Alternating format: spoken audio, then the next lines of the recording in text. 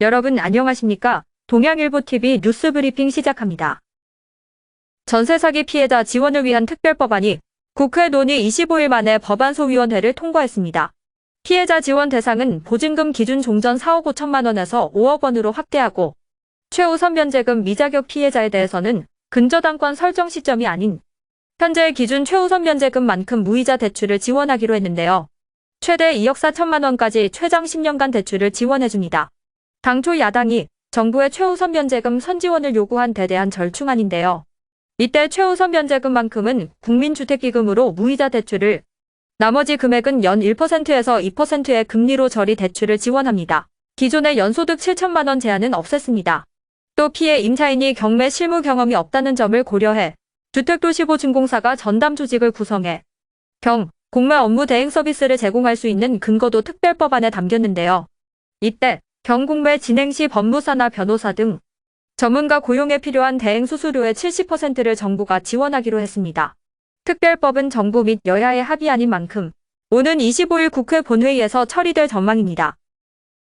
청주시청사 부지 무단 점유 문제로 청주시와 갈등을 겪어온 청주병원이 결국 백기를 내걸고 임시부지 이전을 확약했습니다. 22일 이범석 청주시장은 조임호 청주병원 이사장으로부터 이 같은 내용을 확약받고 내년 4월 30일까지 강제 집행 중단을 결정했는데요. 병원 측의 자진 퇴거 약속을 받은 청주시는 강제 집행 취하, 변상금 부과 유예, 임시병원 이전 전까지 정상 영업 지원, 주차장 부지, 사용 허가, 주 출입구 개방 등의 조치를 하기로 했습니다. 청주병원 측은 유예 기간까지 청주시 소재 건물 중 한 곳을 임시병원으로 리모델링해 이전하고 항구 병원 이전 방안 등을 모색할 계획이라고 밝혔는데요. 이날 청주병원을 방문한 이 시장은 각 병실을 돌며 환자들과 환담을 나누고 빠른 쾌유를 기원했습니다. 국회의원 등에 대해 가상자산의 재산 등록을 의무화하는 공직자윤리법 개정안이 22일 국회 행정안전위원회 법안심사제일소위원회를 통과했습니다. 개정안은 국회의원을 포함한 고위공직자의 재산신고, 공개 대상에 가상자산을 포함하도록 하는 내용을 담고 있는데요. 더불어민주당을 탈당한 무소속 김남국 의원의 거액코인 투자 논란을 계기로 유사한 내용을 담은 개정안들이 최근 잇따라 발의됐습니다. 행안위는 이날 각각의 의원들이 비슷한 내용으로 발의한 개별 법안을 병합 심사했고 위원회에 대한 법안을 만들었는데요. 위원회에 대한 법안은 의원이나 고위공직자가 금액과 관계없이 모든 가상자산을 재산 등록하도록 했습니다. 재산 등록해야 하는 가상자산 가액에 하한액이 없는 것으로 1원이라도 가지고 있다면 신고해야 한다는 의미인데요. 또 배우자를 포함해 직계존비속도 가상재산을 등록해야 합니다.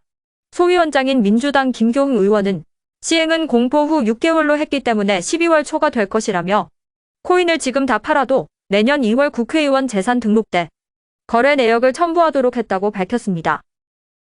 22일 일본 후쿠시마 오염수 시찰단장을 맡은 유국희 원자력안전위원장은 오염수에서 방사성 물질을 제거하는 다핵종 제거 설비와 방류 전 오염수를 저장하고 핵종을 측정하는 K사 탱크를 중점적으로 점검할 것이라고 밝혔습니다.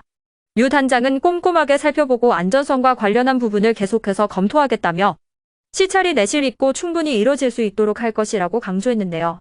전날 일본에 도착한 시찰단은 유 단장을 비롯해 한국원자력안전기술원 원전, 방사선 전문가 19명, 한국해양과학기술원 해양환경 방사능 전문가 1명까지 총 21명으로 구성됐습니다. 유 단장은 자신 외에 다른 시찰단원을 언론에 공개하지 않는 이유에 대해선 현장 시찰을 하는 기간만이라도 시찰에 집중할 수 있게 하기 위해서라고 설명했는데요. 시찰단은 내일까지 후쿠시마 제1원전을 방문해 현장을 시찰하고 25일에는 현장 점검 내용을 바탕으로 심층 기술회의와 질의응답을 진행한 뒤 26일 귀국할 예정입니다. 충주중원문화재단이 오는 27일에서 28일 종합운동장 중앙광장에서 생활문화 페스티벌을 개최합니다. 72개 동아리가 참여하는 이번 페스티벌은 충북도 내 생활문화 동아리 13개 단체가 참여하는데요.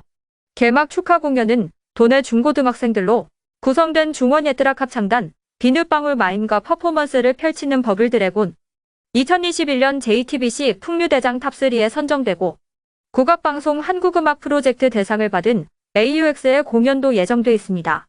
축제 둘째 날인 28일엔 치어리딩 공연에 이어 트럼펫과 트럼본, 호른 등 금관악기로 구성된 퍼포먼스 그룹 허니밴드의 무대와 MBN 조선판 스타 준우승에 빛나는 젊은 국악인 정초롱의 공연도 준비돼 있는데요. 이번 페스티벌은 공연과 전시뿐 아니라 각종 체험 프로그램도 마련돼 온 가족이 즐길 수 있는 시간이 될 것으로 기대됩니다. 지금까지 동양일보TV 뉴스 브리핑이었습니다.